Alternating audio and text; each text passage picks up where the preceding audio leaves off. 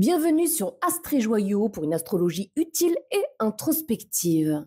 Aujourd'hui, nous plongeons dans les profondeurs des maisons d'eau, guidées par Mercure, le messager céleste. Nous allons explorer ce que signifie la présence de cette planète de l'intellect et de la communication dans les maisons 4, 8 et 12, les maisons qui nous connectent aux émotions, aux mystères de l'âme et aux dimensions invisibles de notre être. Dans ces maisons, Mercure ne se contente pas de parler ou d'apprendre. Il ressent, il capte, il traduit ce qui est caché, ce qui est enfoui. Il devient une boussole dans les eaux parfois calmes, parfois tumultueuses de l'inconscient et des émotions humaines. Que ce soit dans le cocon de la maison 4, au cœur des transformations de la maison 8 ou dans les mystères insondables de la maison 12, Mercure se transforme en un véritable explorateur des dimensions invisibles. Dans cet épisode, je vais vous guider à travers les 3 maisons d'eau en explorant l'énergie unique de Mercure dans ces sphères si particulières de notre thème astral. Chaque maison sera abordée en 2 temps. Dans une première partie, je vous raconterai une histoire mythologique qui incarne l'énergie de Mercure dans la maison concernée. Ces récits chargés de symboles vous plongeront dans l'ambiance de ces maisons d'eau. Dans une seconde partie, nous décoderons ensemble ce que signifie concrètement d'avoir Mercure à ce placement en nous appuyant évidemment sur le fil conducteur de l'histoire qui vous aura été contée. Comme toujours, le timecode en barre de description pour celles et ceux qui n'ont pas envie d'écouter l'histoire mythologique et qui souhaitent passer directement à la partie astro. Néanmoins, il serait absolument dommage de vous priver de ce récit. Préparez-vous à embarquer dans un voyage au cœur de vos émotions et de vos intuitions, là où Mercure se fait messager des secrets de l'âme. C'est parti!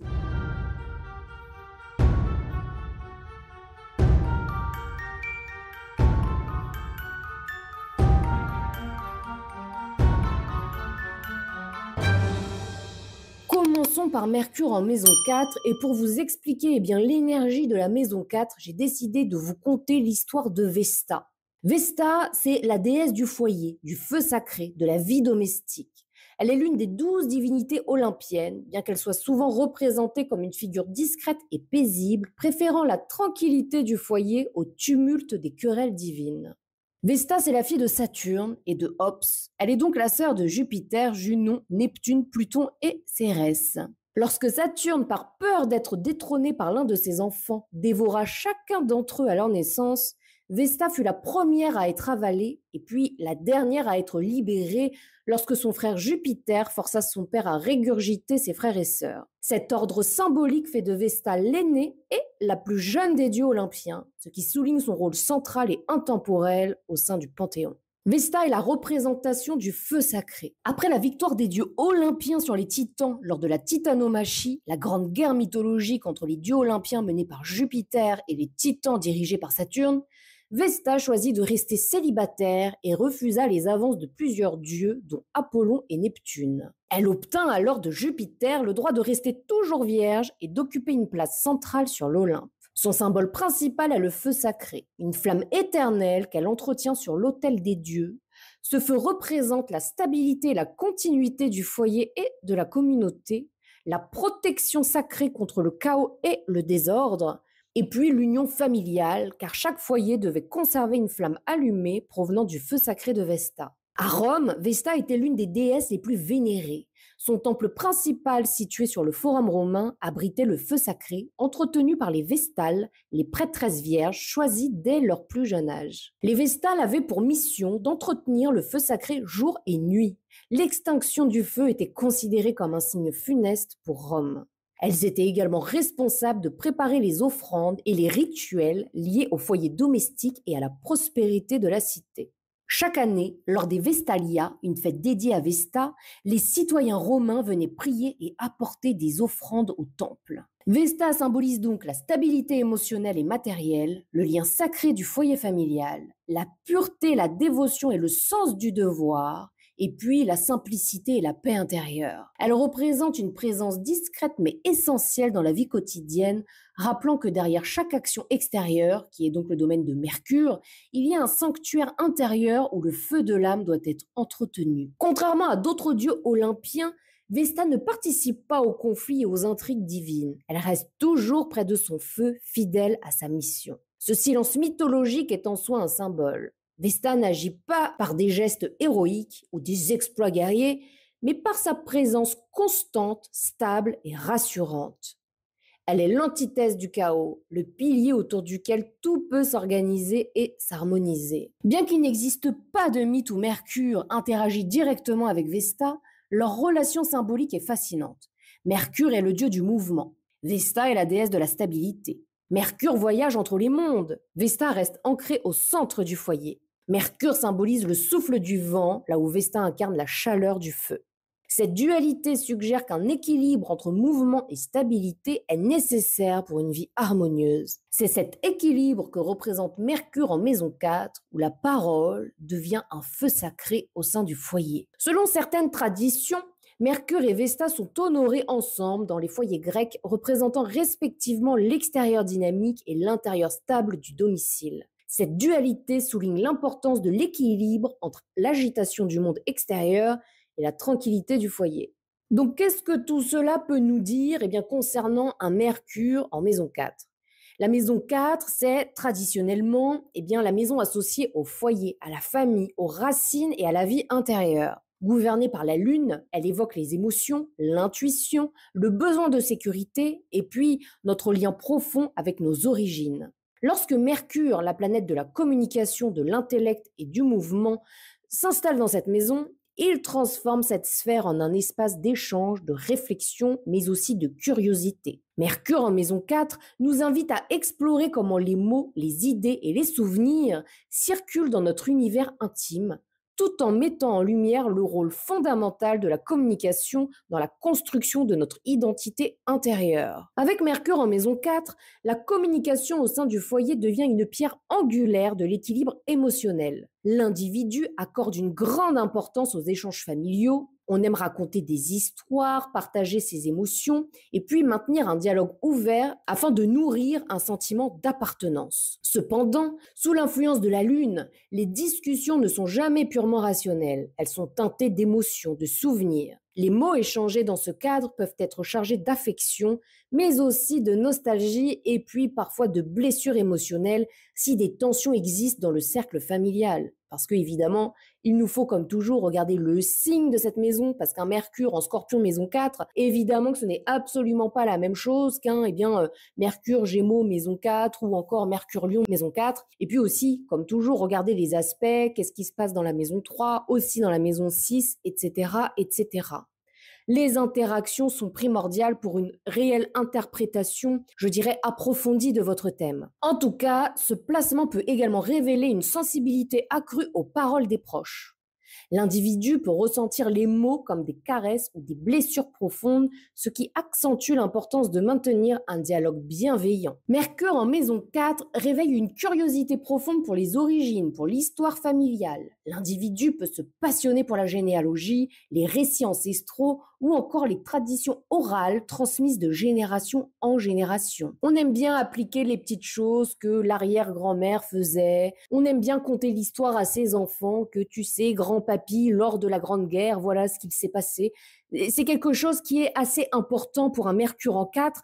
Et puis, la personnalité se teinte quelque part de toute l'histoire, de l'histoire familiale, mais aussi de l'histoire des racines du pays dans lequel la personne évolue. Ce sont des personnes que nous pourrions qualifier de chauvines, voyez. Néanmoins, cette quête de ses racines n'est pas qu'intellectuelle. Elle nourrit un besoin émotionnel de se sentir ancré et de mieux comprendre qui il est. Revisiter le passé, interroger les anciens ou même documenter l'histoire familiale devient des moyens d'honorer ses racines tout en consolidant sa propre identité. En maison 4 et donc en lien avec Vesta, oui parce que je ne l'ai pas dit mais pour moi en tout cas dans mon analyse astrologique, c'est Vesta et la Lune évidemment, en tout cas que je vais réellement introspecter, regarder, analyser lorsque j'analyse en profondeur une maison 4, mais aussi si vous prenez une prestation Focus Lune, j'irai évidemment analyser Vesta en détail parce que pour moi, Vesta est réellement l'astéroïde en lien direct avec cette maison 4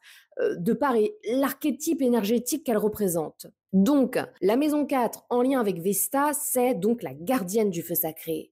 On pourrait dire que Mercure dans cette maison préserve le feu des souvenirs familiaux. Il collecte, ravive et transmet ces histoires comme une flamme qui éclaire le présent tout en honorant le passé. Le foyer, c'est comme un sanctuaire intellectuel avec une Mercure en maison 4. Le foyer devient un espace propice à l'exploration intellectuelle et personnelle. C'est un lieu où l'individu peut réfléchir, écrire, étudier ou méditer en toute sérénité. Il est excessivement important de toute manière pour les êtres humains qui ont des placements forts en maison 4 de se créer un foyer qui est réellement un cocon de sécurité, où la personne peut déposer ses bagages, déposer ses masques, déposer les choses de l'extérieur pour pouvoir se ressourcer à l'intérieur du foyer. Le foyer n'est pas seulement un abri physique, c'est aussi un refuge pour l'esprit, un espace sacré où les idées germent et prennent forme. Cette inclination à cultiver l'intellect dans un cadre intime peut également pousser l'individu à transmettre ses idées ou ses découvertes aux membres de sa famille, renforçant ainsi les liens entre intellect et émotion. Et puis, tout cela crée également des souvenirs. Les Mercures en maison 4 sont généralement très attachés aux notions de souvenirs. Il y a aussi une adaptabilité aux changements domestiques, c'est-à-dire que Mercure est une planète de mouvement, de flexibilité. Donc, lorsqu'il réside en 4, il confère une adaptabilité remarquable dans le domaine domestique. L'individu peut s'ajuster aux transitions telles que des déménagements, des changements dans la structure familiale, mais aussi des bouleversements émotionnels au sein du foyer. Il saura s'adapter. Cependant, si Mercure est mal aspecté, cette adaptabilité peut se transformer en instabilité, avec des difficultés à trouver un lieu où se sentir véritablement chez soi. Dans ce cas, l'individu pourrait ressentir une tension entre le besoin de stabilité, et donc de l'énergie de Vesta, et l'envie de nouveauté ou de mouvement. Et là, ici, on retrouve l'énergie de Mercure. L'un des aspects les plus intéressants de ce placement, c'est l'importance des mots pour créer un sentiment de sécurité.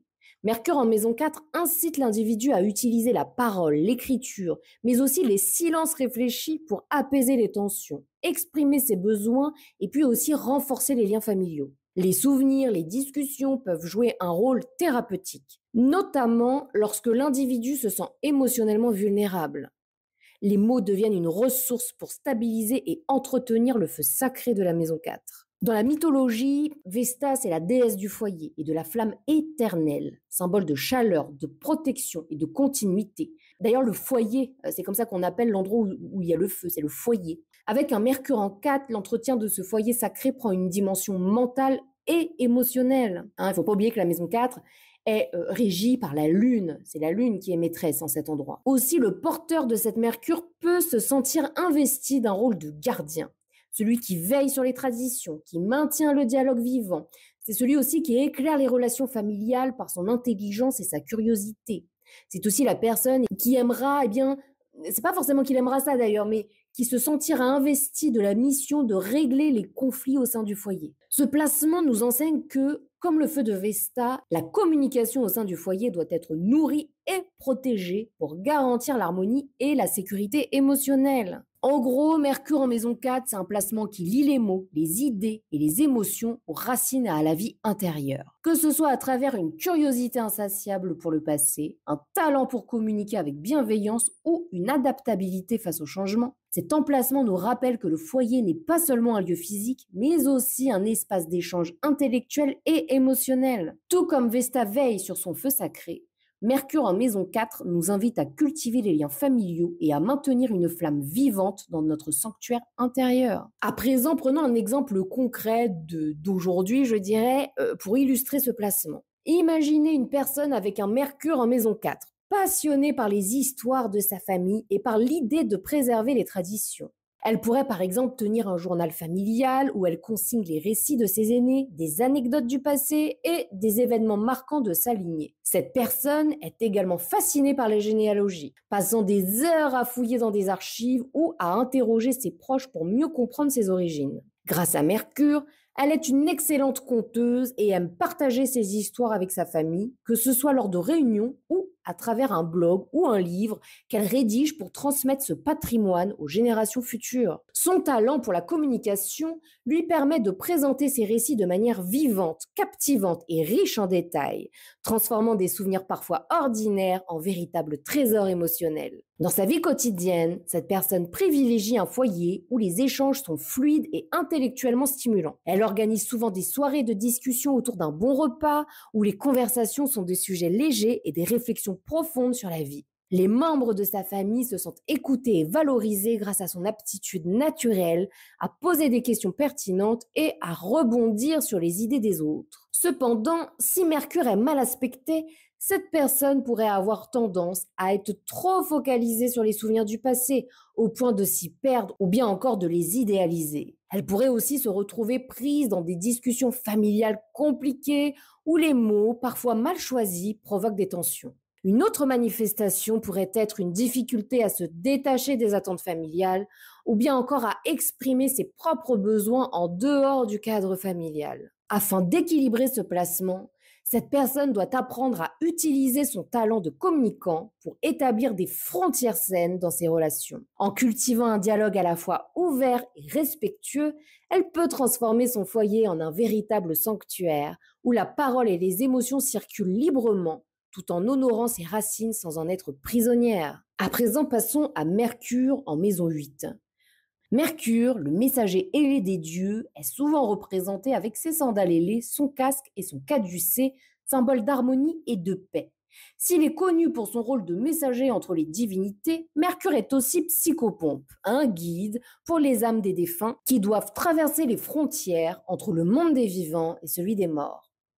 Cette fonction est essentielle. Le passage vers les enfers est un voyage délicat, semé d'embûches et de dangers. Seul Mercure, grâce à son agilité mentale, sa neutralité et son aisance à naviguer entre les mondes, est capable d'accomplir cette tâche. Je vais vous conter ici le voyage de l'âme de Léandre. Dans une petite cité côtière de l'Empire romain, un jeune homme nommé Léandre vivait à Abydos, sur la rive asiatique du détroit de l'Hellespont. Sur l'autre rive, à Sestos, résidait Héro, une belle et pieuse prêtresse de Vénus, déesse de l'amour. Chaque nuit, sous le voile étoilé du ciel, Léandre nageait courageusement à travers les eaux agitées du détroit, guidé par la lueur d'une lampe que Héro allumait au sommet de sa tour. Leur amour, aussi pur qu'interdit, défiait les éléments et les dieux eux-mêmes. Lors d'une nuit funeste, une tempête éclata. Le vent hurla, les vagues rugirent et la lampe vacilla avant de s'éteindre. Léandre, désorienté dans l'obscurité totale, lutta contre les flots déchaînés. L'eau froide s'empara de lui, ses bras s'alourdirent et enfin son corps s'abandonna aux profondeurs de la mer. À l'aube, Héro découvrit le corps sans vie de son amant, échoué sur le rivage. Submergée par un chagrin insondable, elle monta au sommet de sa tour et se jeta dans le vide, rejoignant son bien-aimé dans la mort. L'âme de Léandre, arrachée brutalement à son corps, errait dans une obscurité brumeuse aux frontières du royaume des morts. Les ombres des limbes murmuraient autour de lui, tandis qu'il avançait sans repère, désorienté, portant encore en lui le poids de son amour perdu. C'est alors qu'une silhouette lumineuse apparut dans les ténèbres. Mercure, le messager des dieux, coiffé de son casque ailé et tenant son caducée d'or, s'avança d'un pas léger, ses sandales effleurant à peine le sol sombre des limbes. « Viens, jeune âme, ne crains pas la nuit qui t'entoure. Je suis Mercure, messager des dieux et guide des âmes égarées. Je vais te conduire jusqu'à Pluton, le maître des enfers. » La voix de Mercure était douce et apaisante, une lueur d'espoir dans l'obscurité suffocante. Léandre, hésitant mais rassuré, suivit Mercure. Ensemble, ils atteignirent les rives de l'Achéon, la rivière des douleurs. Là, les attendait Charon, le passeur des âmes, vêtu d'une longue cape noire et tenant sa rame de bois usée par le temps. Mercure déposa une pièce d'or dans la main glacée de Charon, permettant à Léandre d'embarquer sur la barque de l'éternité. Le bateau fendit les eaux sombres et silencieuses de l'Achéon, tandis que Mercure s'assit aux côtés de Léandre, lui parlant doucement tout au long de la traversée. « Chaque âme doit faire ce voyage, Léandre. Mais la paix t'attend au bout du chemin. Tu trouveras le silence et l'oubli, et ton cœur cessera de se débattre. » Léandre écouta en silence, laissant les mots de Mercure apaiser son esprit tourmenté. À mesure qu'ils avançaient, les brumes s'écartaient, dévoilant enfin les portes massives du royaume de Pluton, gardé par Cerbère, le chien à 3 têtes. Les portes s'ouvrirent avec un grincement lugubre et Mercure guida Léandre jusqu'au trône de Pluton, où le maître des enfers siégeait aux côtés de son épouse Proserpine. Leur visage était grave, empreint d'une majesté glaciale. Pluton posa sur Léandre un regard perçant, tandis que Proserpine observait le jeune homme avec une douceur teintée de mélancolie. Avec un geste lent, Pluton désigna à Léandre le chemin qui lui était destiné dans les vastes plaines des Champs-Élysées. Léandre s'inclina devant le Seigneur des Enfers, prêt à embrasser sa nouvelle réalité. Mercure, quant à lui, s'éloigna silencieusement, ses sandales ailées le portant vers la lumière du monde des vivants. Une autre âme l'attendait déjà, quelque part entre les mondes. Alors que représente le placement de Mercure en maison 8 ? Alors la maison 8 est celle de la transformation, des mystères, de la mort symbolique, mais aussi de la mort factuelle. C'est aussi le symbole de la renaissance. Gouvernée par Pluton, elle représente un lieu où l'esprit est invité à explorer les vérités cachées, les tabous et les dynamiques profondes de la vie. Lorsque Mercure, planète de la communication, de l'intellect et du mouvement, se trouve dans cette maison, il devient un messager des ombres, un psychopompe qui voyage entre les mondes visibles et invisibles. Mercure en 8 confère une capacité unique à décoder les mystères, à naviguer dans les eaux profondes de l'âme, révélant des vérités que beaucoup préfèrent ignorer. C'est une communication avec l'invisible, mais aussi avec les tabous. À l'image de Mercure guidant Léandre auprès de Pluton, un porteur de Mercure en 8 a un certain talent pour aborder des sujets considérés comme inconfortables ou alors tabous, avec une clarté et une sensibilité remarquables. Cette personne peut parler de la mort et du deuil. Elle est capable de mettre des mots sur des expériences complexes, telles que la perte ou les transformations majeures, offrant une perspective qui apaise et éclaire. Elle sait guider les autres dans leur période de transition, mais aussi dans leur période de deuil. Sachant que de toute manière, lorsqu'il y a transition d'un état vers un autre, eh bien, il y a forcément le deuil de l'état précédent à faire. Le deuil fait pleinement partie de nos vies. Le deuil est finalement omniprésent dans notre existence. Évidemment, sous plein de formes diverses et variées. Le Mercure en 8 peut également faire preuve d'une écoute profonde. Ce placement confère une aptitude à entendre ce qui n'est pas dit. Ces personnes détectent les vérités cachées, mais aussi les vérités cachées dans les silences, les gestes, les sous-entendus. Elles peuvent les mettre en lumière avec subtilité. Elles excellent dans le rôle de médiateur, aidant à résoudre des conflits profonds ou à transformer des situations difficiles grâce à leur capacité à comprendre les motivations inconscientes des autres. Mais d'ailleurs, souvent, elles les comprennent elles-mêmes de manière inconsciente. Elles savent pas comment elles ont compris ça, mais elles l'ont compris, quoi. Ça peut, par exemple, être un thérapeute spécialisé dans le deuil ou bien un conseiller en transition de vie. En tout cas, quelqu'un qui est capable d'apaiser et de guider avec des mots empreints de profondeur, mais aussi de sagesse. Le Mercure en 8, il agit comme un détective intellectuel, cherchant à comprendre les dynamiques sous-jacentes des situations et des relations. D'ailleurs, de toute manière, les relations superficielles, ça l'intéresse pas. Alors là, pas une seconde. Ce placement confère une curiosité insatiable pour ce qui se trouve au-delà des apparences, qu'il s'agisse de mystères personnels, psychologiques, mais aussi occultes. C'est un placement qui peut réellement attirer vers des pratiques qui sont de l'ordre de l'occultisme. Les porteurs de Mercure en 8 excellent dans les enquêtes complexes, qu'il s'agisse de résoudre des énigmes, d'analyser des dynamiques humaines ou bien encore de fouiller dans des archives. Attirés par les sujets comme l'occulte, la psychologie analytique ou bien encore les secrets de l'univers, elles peuvent plonger dans des études approfondies pour découvrir des vérités cachées. Chaque expérience, même les plus douloureuses, est une opportunité d'apprendre et de renaître intellectuellement. Elles transforment leurs épreuves en connaissances et en force. Dans le mythe que je vous ai conté, Mercure apaise Léandre avec ses paroles rassurantes et le guide à travers les ténèbres. De la même manière, une personne avec un Mercure en 8 utilise les mots comme des outils de transformation mentale et émotionnelle. Elles peuvent porter des discours puissants. Les mots ont une résonance particulière chez ces individus.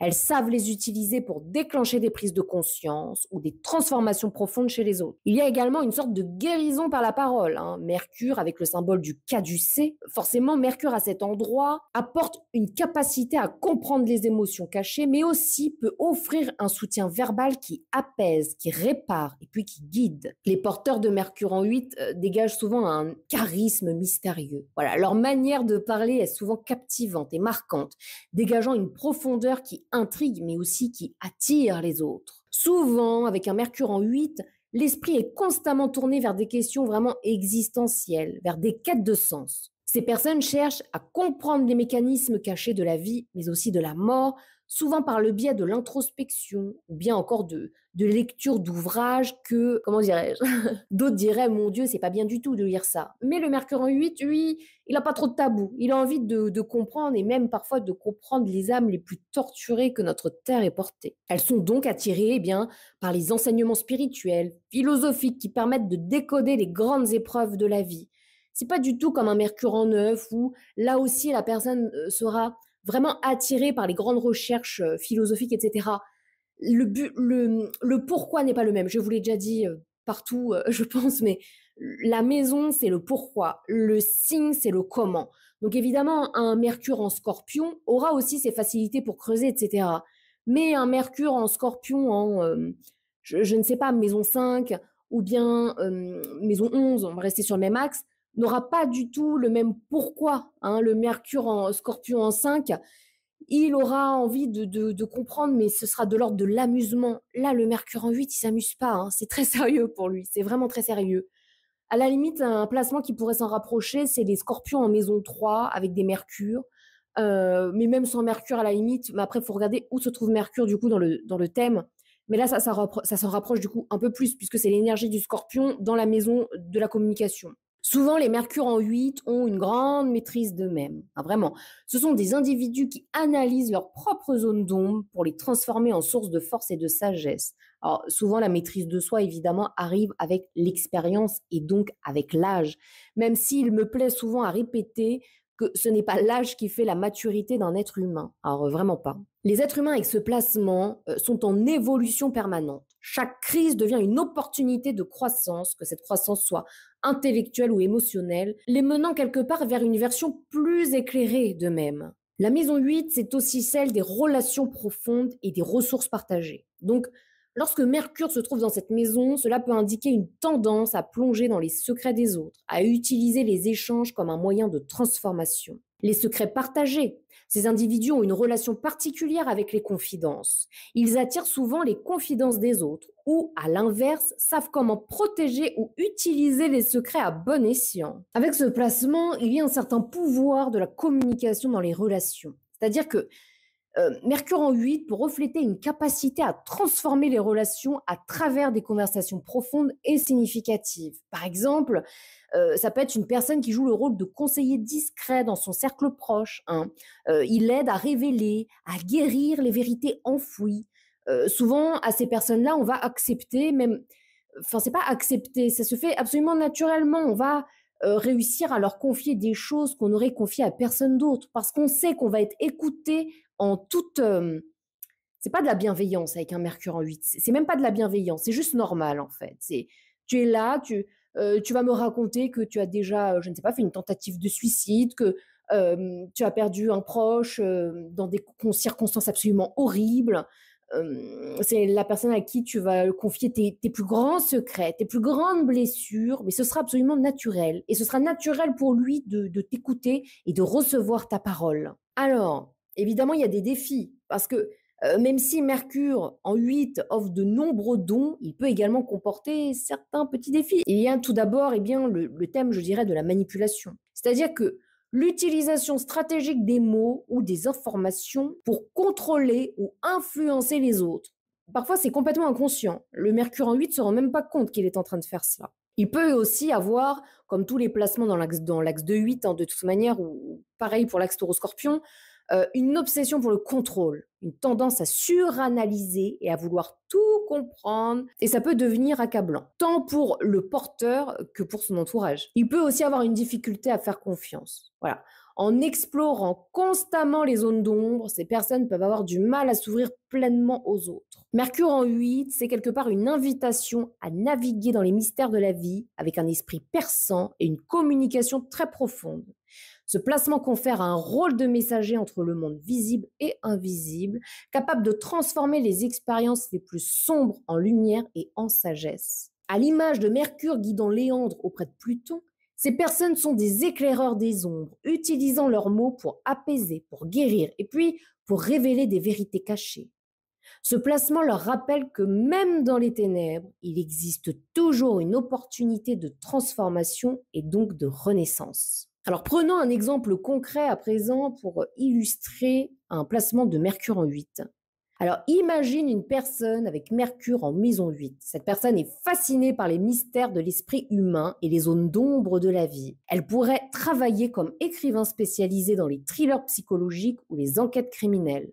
D'ailleurs là, vous allez voir, j'ai pris l'exemple d'un écrivain, mais on pourrait absolument prendre comme exemple un youtubeur ou une youtubeuse qui se spécialise dans le true crime, par exemple. Sa curiosité intellectuelle l'amène à explorer les recoins les plus sombres de l'âme humaine à travers des récits captivants qui touchent au thème de la mort, de la transformation, mais aussi des vérités cachées. Grâce à Mercure, son écriture est précise, percutante et riche en détails, ce qui plonge ses lecteurs dans des histoires où chaque mot compte et où rien n'est laissé au hasard. Elle est douée pour manier des intrigues complexes, révélant petit à petit des secrets qui captivent l'attention jusqu'à la dernière page. Ses mots ont un pouvoir hypnotique, transformant ses lecteurs en explorateurs des ténèbres avec elle.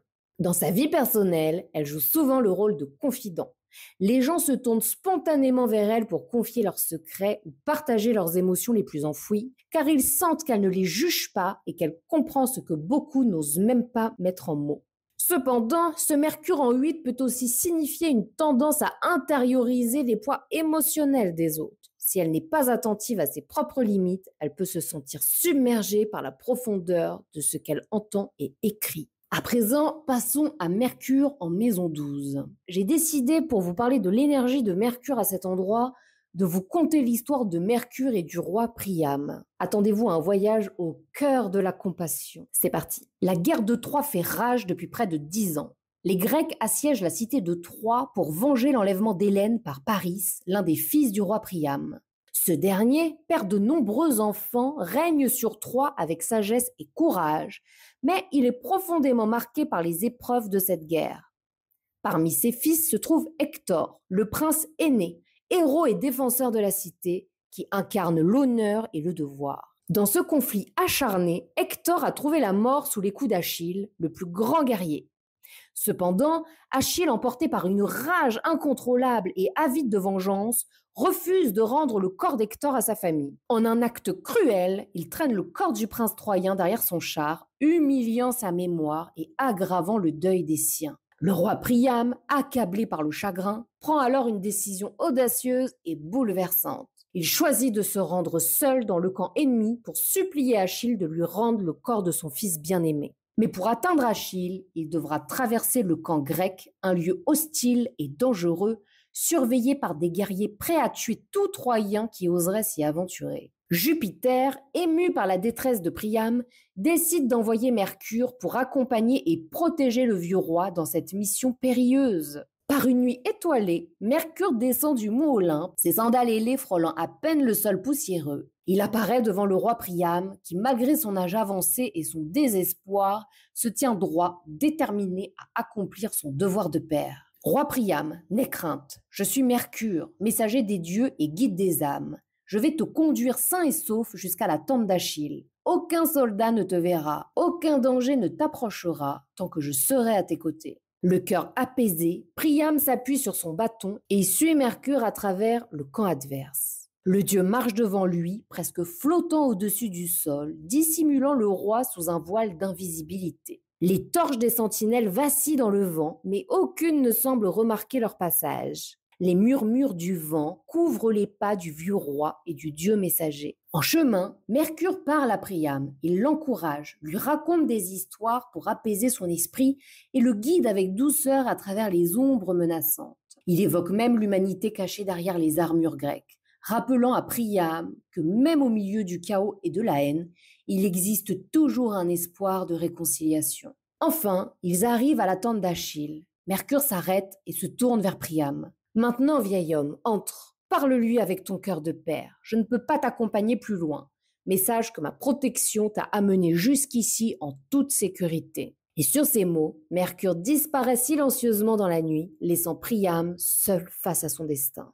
Priam entre dans la tente d'Achille et se jette aux pieds du guerrier, embrassant les mains qui ont tué son propre fils. Dans un moment d'une intensité émotionnelle rare, Achille, ému par le courage et l'humilité du vieux roi, accepte finalement de rendre le corps d'Hector. Ce moment suspendu dans le temps où deux ennemis se rencontrent en tant qu'êtres humains est l'un des instants les plus poignants de l'Iliade. Alors, qu'est-ce que représente un Mercure placé en maison 12? Alors, dans l'histoire que je viens de vous conter, Mercure guide le vieux roi Priam à travers les lignes grecques jusqu'à la tente d'Achille. Chaque pas est une danse silencieuse entre l'ombre et la lumière. Chaque souffle, un murmure d'espoir. Mercure n'agit pas pour la gloire ni pour recevoir une récompense. Sa mission est sacrée. Accompagner un père brisé jusqu'à son fils défunt, créer un pont fragile mais puissant entre deux ennemis, et puis offrir au monde un moment suspendu où l'humanité triomphe du chaos. Cet acte totalement désintéressé, cet accompagnement subtil mais essentiel, incarne parfaitement l'énergie de Mercure en maison 12. La maison 12, c'est la maison des mondes invisibles, des royaumes cachés, des réalités subtiles. Elle représente les secrets de l'âme, les rêves, les sacrifices silencieux. Elle est la connexion avec le divin. Lorsque Mercure, le dieu de la communication et de l'intellect et du mouvement, traverse cette maison, il revêt une cape d'invisibilité. Sa voix devient douce, c'est pas discret, mais son impact est colossal. Comme Mercure guidant Priam dans l'obscurité du camp grec, Mercure en 12 symbolise la capacité à naviguer dans les eaux troubles de l'inconscient et des émotions humaines. C'est un guide silencieux. Les personnes avec ce placement savent accompagner les autres dans leurs moments les plus sombres, souvent sans être remarquées. Il y a une écoute intuitive. Elle possède une capacité rare à entendre ce qui n'est pas dit, à déceler les vérités enfouies dans les silences et à comprendre les murmures de l'âme. Ce sont également, très souvent une présence apaisante.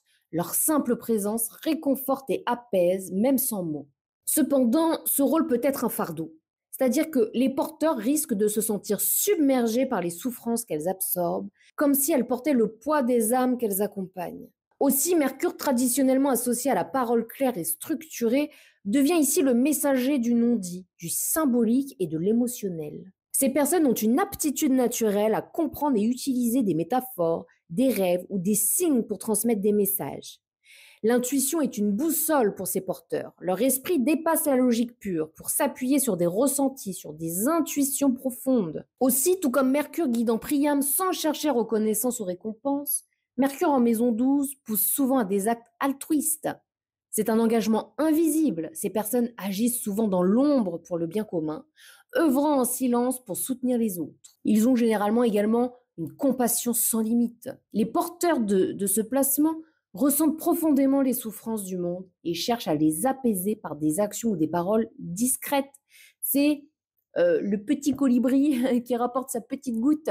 Mais bon, puisque tout le monde le fait, au final, ça forme un grand océan. C'est ça l'énergie de Mercure en maison 12. Il y a également avec ce placement un sens du sacré, du devoir, je dirais. C'est-à-dire que ces êtres-là sont motivés par une mission qui dépasse leur propre intérêt. Elles se sentent appelées à servir des causes collectives, souvent en ayant une connotation spirituelle ou en tout cas une motivation spirituelle derrière. Ce sont souvent des personnes qui s'engagent en tant que bénévoles dans des associations. C'est le travailleur humanitaire dans les zones reculées, dans les zones de guerre.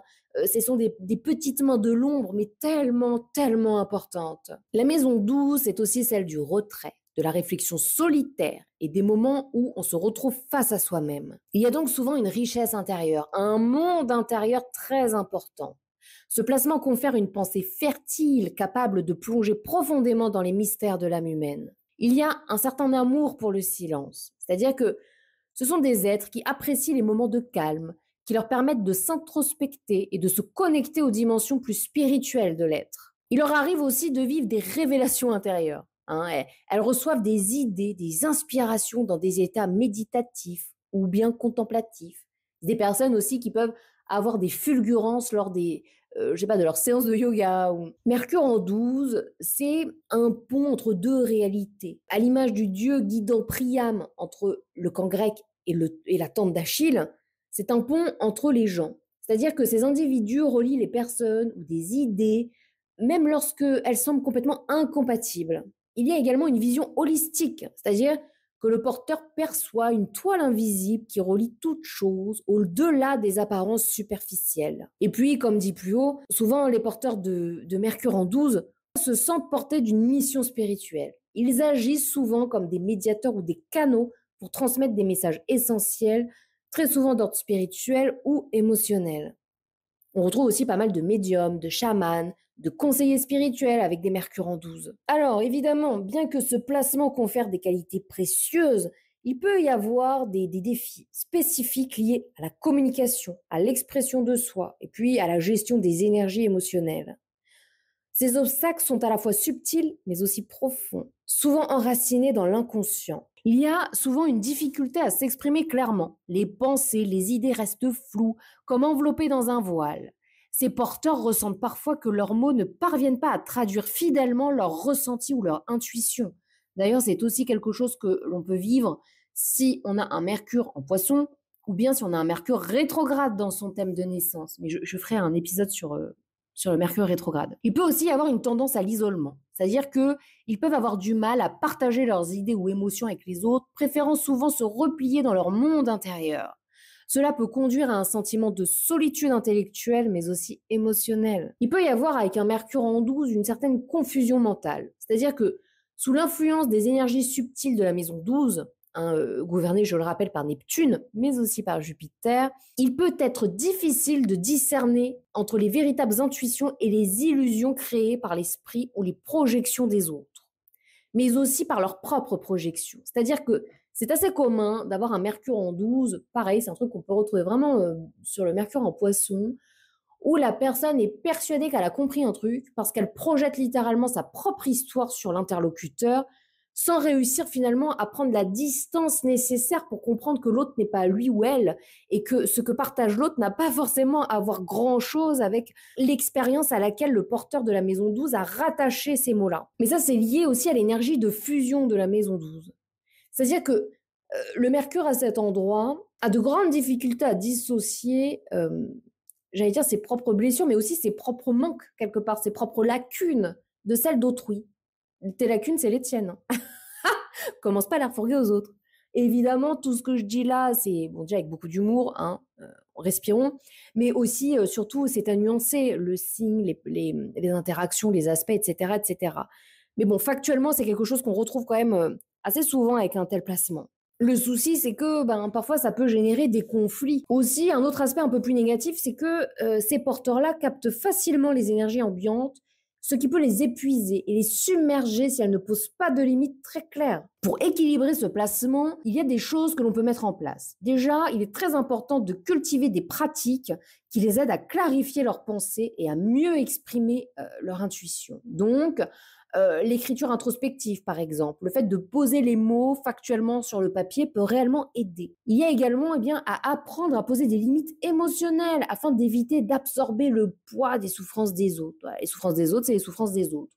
On peut être dans la compassion, on n'est pas obligé de porter le sac à dos de notre interlocuteur. Il est important aussi de chercher à s'entourer de personnes qui valorisent votre façon de communiquer et qui vous encouragent en ce sens, mais qui vous encouragent en tout cas à partager vos idées. Et puis, reconnaître que votre intuition est précieuse, ça c'est vrai, mais qu'un certain recul rationnel peut aider à éviter les pièges de l'illusion et aussi éviter ce que j'expliquais plus haut, à projeter ses propres manquements, ses propres névroses sur l'autre. L'autre, c'est l'autre et vous, c'est vous. Alors, prenons un exemple concret. Imagine une personne avec un Mercure en maison 12 travaillant comme thérapeute spécialisé dans l'accompagnement des traumatismes et des blessures émotionnelles.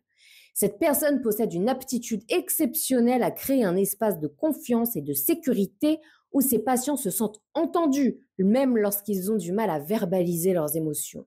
Dans ces séances, cette thérapeute n'a pas besoin de longues explications pour comprendre ce que traverse son patient. Elle capte intuitivement les non-dits, les hésitations et les silences, utilisant sa profonde écoute pour poser des questions qui touchent directement au cœur du problème. Elle utilise souvent des outils comme l'analyse des rêves, la méditation guidée ou l'écriture thérapeutique pour aider ses patients à accéder à leur inconscient. Sa capacité à comprendre les dynamiques subtiles lui permet d'aborder des sujets délicats avec compassion, tout en permettant à ses patients de se sentir en sécurité. Cependant, en raison de son Mercure en maison 12, elle peut parfois absorber les émotions de ses patients sans s'en rendre compte, se sentant épuisée ou submergée après des journées chargées. Elle a appris à trouver un équilibre en pratiquant la méditation et en passant du temps dans la solitude pour se recentrer et protéger son énergie. Dans ses débuts, elle avait du mal à expliquer clairement ses méthodes à ses clients ou à structurer son approche, car sa communication intuitive n'est pas toujours facile à rationaliser.